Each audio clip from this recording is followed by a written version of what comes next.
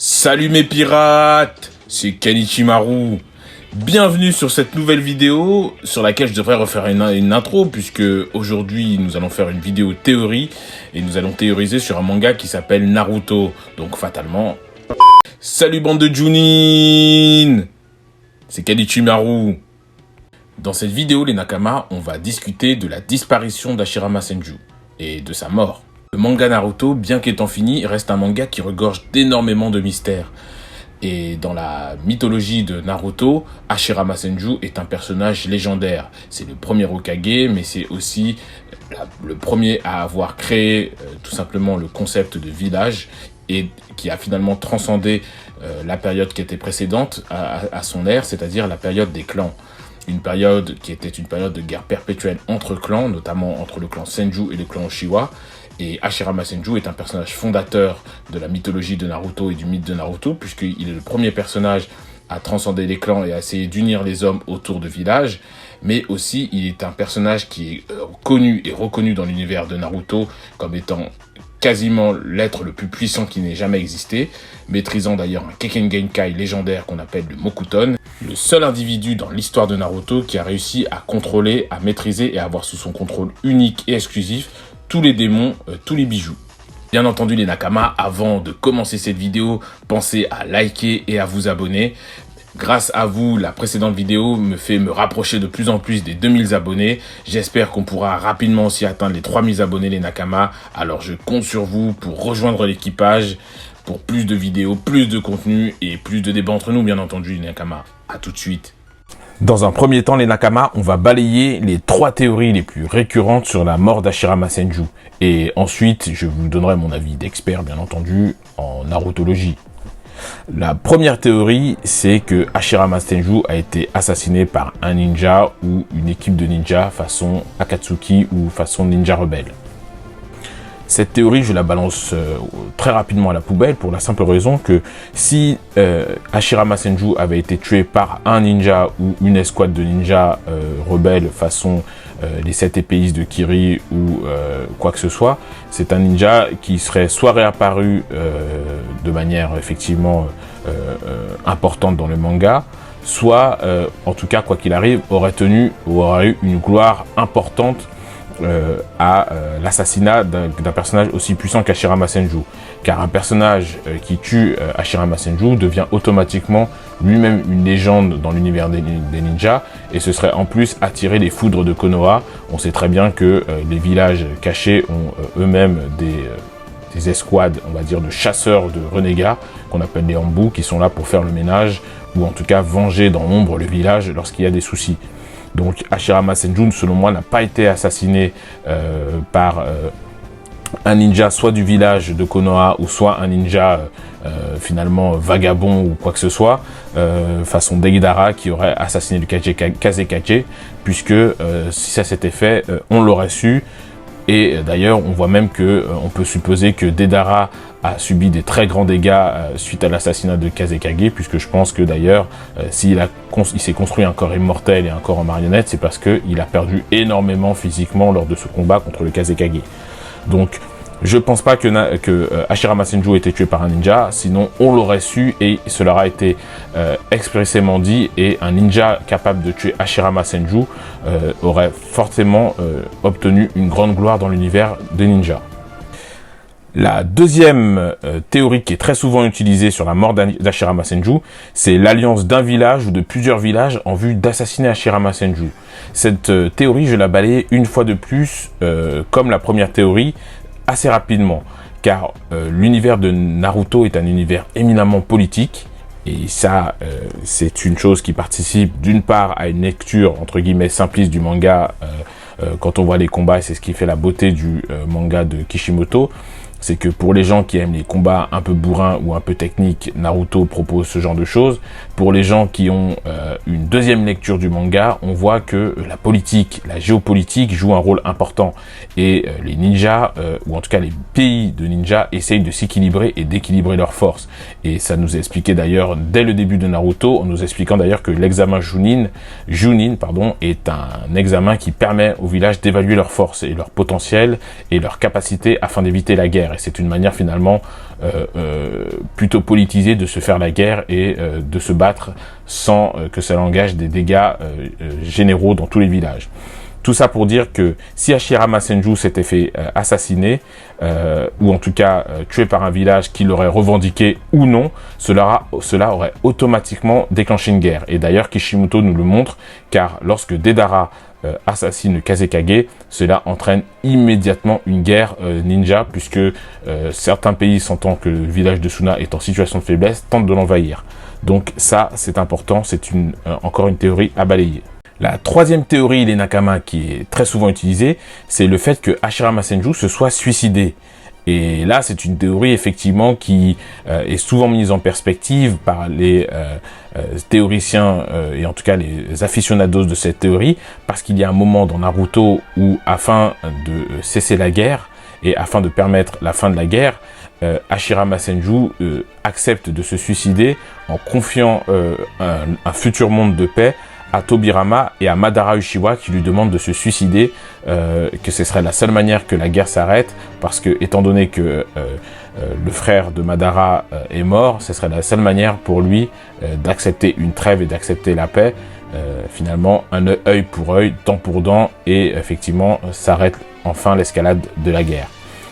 Or, cette théorie, si elle peut paraître effectivement savoureuse d'une certaine manière et on va dire réconcilier les fanatiques d'Hashirama Senju qui acceptent cette théorie parce que elle permet de préserver l'invulnérabilité d'Hashirama, rien, une fois de plus, dans le manga nous révèle que Hashirama se serait suicidé.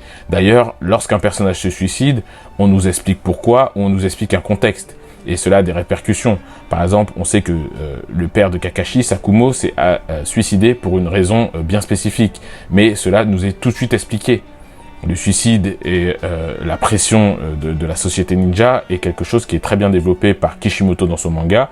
Et si un personnage aussi puissant que Hashirama s'était suicidé, c'est quelque chose qu'il aurait naturellement mis en avant, c'est-à-dire un personnage invulnérable physiquement, mais qui avait peut-être éventuellement une faille psychologique qui l'aurait amené à se suicider pour la paix. Or, même Hashirama Edo Tensei, à la fin du manga Naruto, ne laisse absolument pas penser qu'il se serait suicidé, et semble d'ailleurs être en paix dans le monde des morts, si on peut dire ça comme ça. Donc, je ne pense pas qu'Hashirama se soit suicidé. Alors vous allez me dire, les Nakama, mais Ken Ichimaru, quelle est ta théorie dans ce cas-là? Eh bien, écoutez, ma théorie est très simple. Je pense qu'Hashirama Senju est tout simplement mort plus ou moins de vieillesse, d'une part de vieillesse, mais aussi des conséquences de plusieurs années de guerre et de combat qui ont fini d'une part par l'épuiser, et d'autre part, il n'a pas forcément eu la volonté de continuer à vivre en dépit finalement d'une grande capacité de régénération qui aurait pu le maintenir longtemps. Et je vais m'expliquer pourquoi. La première chose, c'est que beaucoup de personnes prétendent que l'Edo Tensei ramène la personne à l'âge du moment de sa mort. C'est à la fois vrai parce que effectivement la plupart des personnages qui ont été réanimés dans Naruto sont réanimés vieux au moment de leur âge, mais c'est à la fois faux car on l'a déjà vu aussi que des personnages ont été réanimés dans Naruto avec toutes leurs capacités, leur jeunesse, c'est le cas notamment de Madara, alors qu'ils étaient morts vieux, ils ont été réanimés jeunes, et ça c'est fait quelque chose, effectivement une faille, si on peut dire ça comme ça, dans l'œuvre de Naruto. Du coup les Nakama, sur quoi va se baser ma théorie? Ma théorie va se baser tout simplement sur le cas Tsunade. Car lors du dernier acte de Naruto, au moment où Sasuke a des questions et va avec Orochimaru au village de Konoha et fait ressusciter les Kage, on voit que dans un petit flashback, Hashirama Senju a des souvenirs de Tsunade. Et si fatalement Hashirama a des souvenirs de Tsunade et a des souvenirs d'elle enfant, en train de jouer à des jeux d'argent, ça nous met Tsunade dans un âge où elle est capable de parler et a des capacités cognitives, donc un âge entre 2 et 5 ans maximum. Ce qui fait que Hashirama Senju serait mort du coup entre les 2 et les 5 ans de Tsunade, soit 45 ans avant le début de l'histoire de Naruto, soit 48 ans avant le début de l'histoire de Naruto. Ce qui fait que du coup Hashirama a vécu beaucoup plus longtemps qu'on le pense, puisque les événements de la seconde guerre ninja et de la troisième guerre ninja ont lieu des vingtaines d'années auparavant. Du coup, Pourquoi je pense que Hashirama est mort plus ou moins soit de vieillesse, soit des conséquences effectivement de la guerre sur son corps, c'est que d'une part, comme j'ai pu vous le dire, si quelqu'un comme Hashirama Senju était mort, avait été assassiné par un village ou par un ninja ou un groupe de ninjas, cela aurait entraîné naturellement des conséquences de la part de Konoha qui, militairement et politiquement, n'aurait pas pu accepter la mort d'un leader aussi charismatique qu'Hashirama Senju sans conséquence. Et pourquoi Hashirama Senju, selon moi, n'était plus Hokage et a transféré la tâche d'Hokage à Tobirama? Eh bien écoutez, je pense que c'est là encore tout simplement politique. Comme je vous l'ai dit, si Hashirama avait des souvenirs de Tsunade, c'est qu'Hashirama a vécu bien plus longtemps qu'on le pense et a très certainement mort soit un peu avant la Seconde Guerre Ninja, soit durant la Seconde Guerre Ninja, mais pas sur le champ de bataille. Pourquoi? Alors du coup, Hashirama n'était pas à la tête de Konoha. Eh bien la raison, elle en est très simple, les Nakama. C'est que souvenez-vous que Hashirama a créé le village de Konoha pour transcender tout simplement les notions de clan et faire en sorte que les ninjas puissent vivre dans un monde d'harmonie. Seulement, Hashirama s'est confronté au plus puissant des Uchiwa. Et dans Konoha, les deux clans les plus puissants étaient les Senju et les Uchiwa. Afin d'éviter une guerre et en ayant un sens politique, car je pense que le problème qui manquait à Hashirama, c'est un sens de la politique. C'était un leader charismatique, mais il n'avait pas la capacité et l'intelligence de calcul politique de son frère Tobirama. Hashirama s'est battu contre Madara. Il est parvenu à vaincre Madara, mais vous vous doutez bien, les Nakama, que cela a eu des conséquences au niveau du clan Uchiwa, qui, même si certains membres des Uchiwa avaient plus ou moins tourné le dos à Madara, car ils voulaient systématiquement la guerre et beaucoup voulaient la paix, c'était un acte qui ne pouvait qu'entraîner des conséquences, dont l'implosion du village. Je pense que Tobirama a intelligemment demandé à son frère de se retirer tout simplement des commandes du village. Il a été nommé Hokage. Et d'ailleurs, ce n'est pas anodin que ça soit sous, on va dire, le règne de Tobirama en tant qu'Hokage, que toutes les superstructures de Konoha, l'examen Chunin, l'école ninja, mais aussi le fait de confier la police de Konoha au clan Uchiwa, tout ça a été fait justement dans une politique qui visait à apaiser finalement des tensions potentiellement naissantes à l'intérieur de Konoha. Ce qui fait que Hashirama est naturellement devenu à l'intérieur de Konoha, une espèce de conseiller, une espèce de quelqu'un qui avait un titre honorifique, mais qui n'avait plus le pouvoir et qui ne faisait plus la guerre, du coup, qui n'était plus un ninja. Et je pense que petit à petit, du coup, Hashirama, ne faisant plus la guerre et n'étant plus un ninja, n'était plus dans une situation de vitalité vis-à-vis de son corps et a finalement fini par mourir, entre guillemets, de vieillesse, pour la simple et bonne raison que, ne faisant plus la guerre, mais aussi commençant à atteindre un âge important, les conséquences sur son corps d'années de guerre ont commencé à se faire sentir. Cependant, beaucoup de personnes vont me dire, mais alors pourquoi lorsqu'il, dans les Tensei, il est revenu à la vie, il était jeune? Tout simplement, c'est le miracle de la vitalité des cellules d'Hashirama. Hashirama, je pense, aurait pu vivre beaucoup plus longtemps et comme certains ninjas, aurait pu utiliser ou en tout cas fabriquer une technique qui lui permettait soit d'être jeune éternellement ou en tout cas plutôt de vivre et d'avoir la vie éternelle. Car vous voyez que dans Naruto, beaucoup de ninjas finalement, ou en tout cas quasiment tous les ninjas de l'Akatsuki et d'autres ninjas comme Tsunade ou comme Orochimaru utilisent des techniques ou ont mis au point des techniques des ninjutsu qui leur permettent d'être quasiment immortels. Par exemple, tous les membres de l'Akatsuki, Orochimaru par exemple, a la technique de la migration de l'âme. Et d'autres personnages de l'Akatsuki, Kakuzu et Hidan, ont aussi, notamment pour Kakuzu, une technique qui lui permet de voler des cœurs et finalement d'être immortel en ayant plusieurs cœurs et en les remplaçant pour pouvoir survivre. Et ainsi de suite. Sasori, lui, c'est ses techniques de poupée, de marionnette, il s'est transformé directement en marionnette. Sauf que je pense que Hashirama était un être qui avait une espèce de sagesse, une grande sagesse, et qui ne voulait pas transgresser via les techniques ninja les lois naturelles de la vie. Il aurait pu aussi continuer à vivre en régénérant ses cellules, mais il a tout simplement, je pense selon moi, accepté sa mort et accepté qu'à un moment donné, il n'est pas à supporter le fardeau et qu'il faille faire la transmission à la génération d'après. C'est pour ça aussi que Hashirama était jeune. C'est pour la même manière que Tsunade à la fin de Naruto et continue à être jeune. Tsunade utilise une technique et des techniques dérivées un peu de ce que Hashirama faisait naturellement. Mais Hashirama, en vérité, dans son Edo Tensei, était vieux. C'est juste que grâce à ses cellules, il paraissait toujours jeune, grâce à la vitalité des cellules et de sa génétique ultra spécifique et ultra particulière, que même à 60 ans ou à 70 ans, du coup, Hashirama Senju ressemblait encore à un jeune homme de 30 ans ou de 20 ans ou quoi que ce soit. Ça, c'est une spécificité de son corps. Mais je pense vraiment que il est mort tout simplement de vieillesse. Il est mort parce qu'il a accepté sa mort et il a accepté que son temps était venu et qu'il fallait laisser la place finalement aux prochaines générations. Et si vous vous souvenez bien, à la fin de Naruto, c'est finalement ce qu'il dit plus ou moins à Madara et aux personnes qui restent de village de Konoha, que la suite leur appartient et que libre à eux de faire en sorte de poursuivre son rêve et surtout de poursuivre la volonté de créer un monde meilleur. Dernier argument important, les Nakama, on sait que dans Naruto, le recel de cadavres, et notamment le recel de cadavres d'individus possédant des pouvoirs très très spéciaux, particuliers, voire rares, des Kekkei ou les Kekkei Tota, en japonais bien sûr, sont particulièrement recherchés. Et le recel de cadavres dans Naruto, c'est quelque chose, c'est un véritable sujet important. Quand je parle de recel de cadavres, je parle effectivement du vol et de l'utilisation à des buts scientifiques, et notamment pour créer des armes, ou en tout cas se transmettre des facultés génétiques, en volant les cadavres de ses adversaires.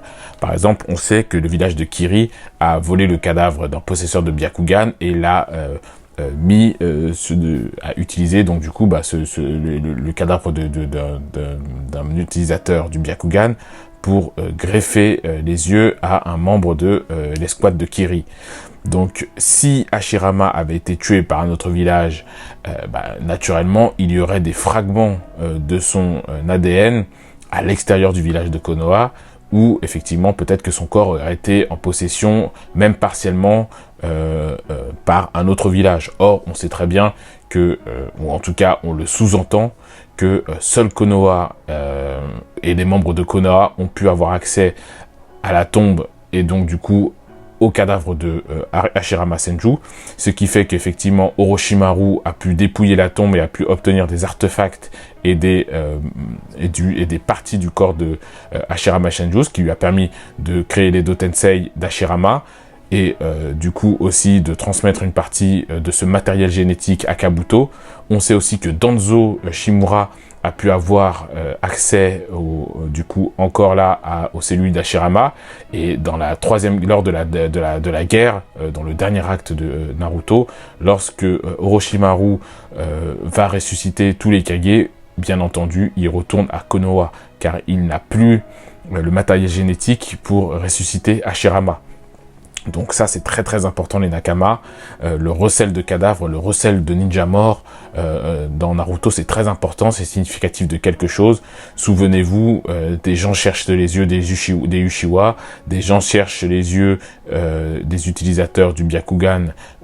Donc il y a beaucoup de choses, effectivement, dans Naruto, beaucoup de sujets qui sont liés à la génétique, et ça, c'est important. Si Hashirama était mort hors du village ou ailleurs, dans un endroit éloigné du village, fatalement, son cadavre aurait pu permettre de créer un peu partout, même de manière un peu plus rare, aurait pu apparaître dans d'autres villages, des personnes qui auraient utilisé les cellules d'Hashirama Senju, notamment quand on voit que lorsqu'elles sont utilisées par quelqu'un comme Madara Uchiwa, elles permettent d'avoir une vitalité et même aussi d'accéder à un niveau de puissance de chakra très supérieur à la moyenne. Donc voilà les Nakama, dites-moi ce que vous pensez de cette théorie. Je sais que fatalement il y aura énormément de débats car Naruto est vraiment un manga exceptionnel et qui nous questionne énormément par rapport à certains personnages. Mais bon, n'hésitez pas à me dire ce que vous pensez de cette théorie, n'hésitez pas à lâcher vos commentaires, likez un maximum et bien entendu abonnez-vous les Nakama, on va essayer d'atteindre 3000 abonnés le plus rapidement possible.